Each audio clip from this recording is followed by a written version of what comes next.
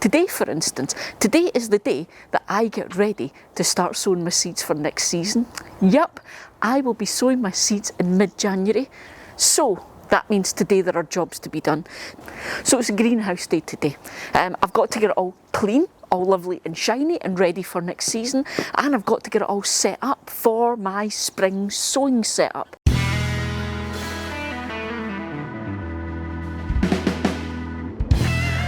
Because I have an 8-foot by 6-foot greenhouse, which I think is probably the most common size of greenhouse for those of us who grow in our back gardens or our backyards. It's not huge, but if you're clever, it can do everything you need. It just takes a little bit of thought and a little bit of organising. So that's the whole purpose for today. Get it clean, get it set up so that I'm all organised to get started with you guys sowing the seeds mid-January. So we're going to start with cleaning. The sucky thing though, I always do this at this time of year when it's freezing cold and horrible, but at least it's not raining. But also, I'll get the outside done, but to get the inside done, I need to empty everything out to give it a really good proper clean. So that's going to be the fun today. Top tip for when you're cleaning the outside of your greenhouse, make sure you disconnect the water butt first.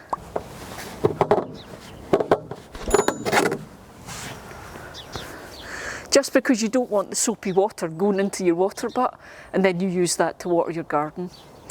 And obviously when you're finished, remember and reconnect it. You need a bucket of soapy water. I recommend some marigolds.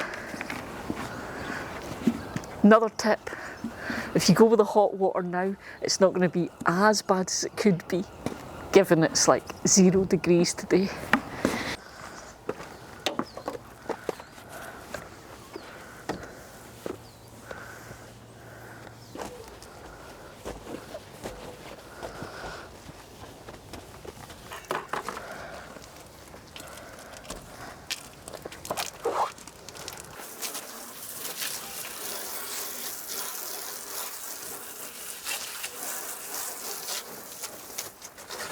The outside's the easy bit, now we have to do the inside. So we'll get it emptied because I want to get into all the little nooks and crannies.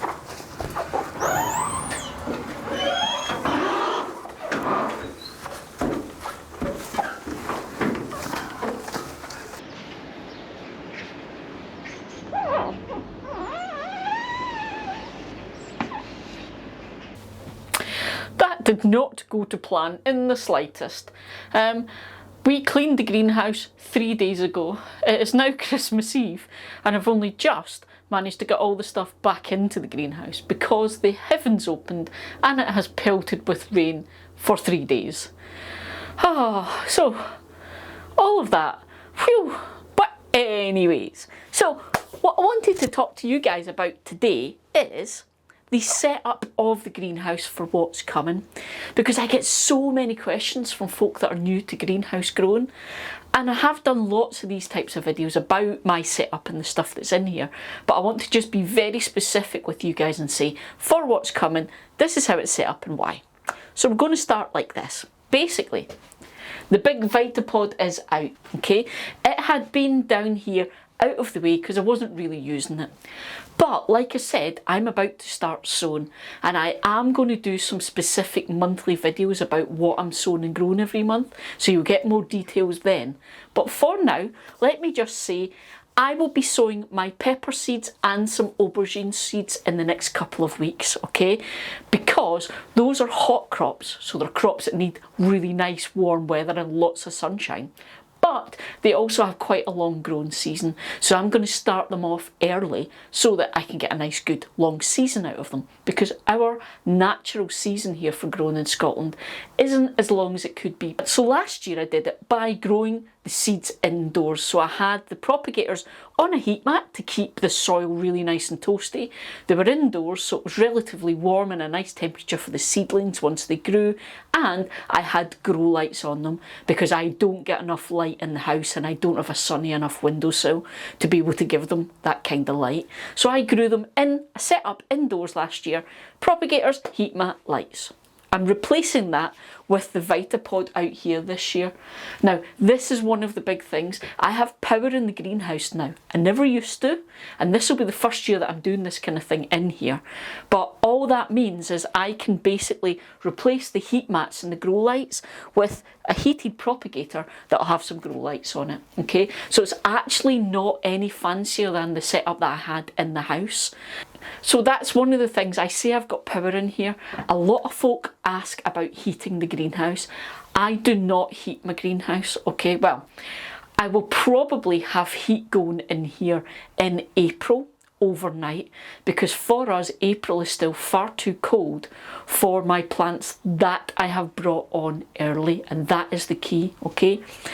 Other years, before I had power in here and before I grew things indoors, I used to sow all my seeds in March here.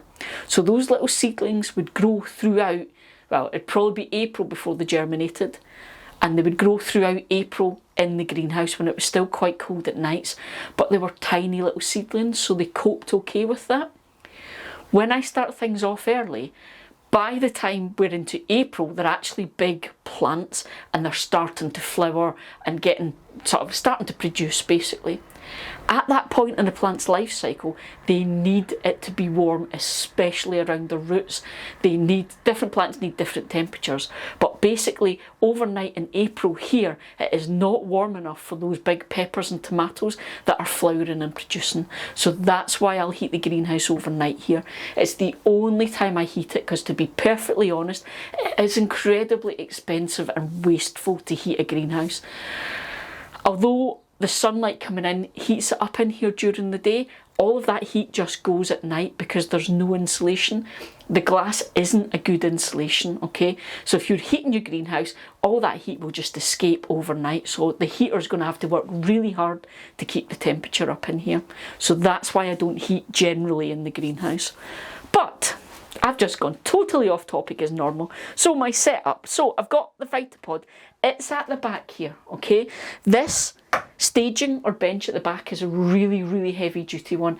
It doesn't fold away like my other staging. It stays out here permanently, but it is really, really heavy duty, so it can take weight.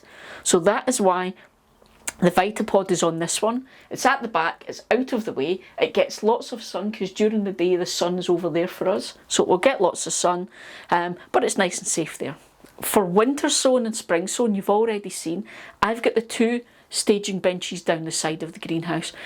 So basically it's a nice height for me at this height, so I'm working with sowing seeds and seedlings and plants and all that kind of thing. So you can see I've got my little potting tree over in this side. It's a nice height. This is where I'll be working, kind of my compost in there and going. And at the minute these benches are being used because I've got my pak choy, my spring onions, my winter lettuces, they're on these benches. And then underneath here I've also got this little temporary set up here where I'm growing on all my little mustard seedlings. So I've got more winter lettuce over here, I've got my wave mustard and my dragon's tongue mustard coming up. So that is one of those things about using the space the best you can.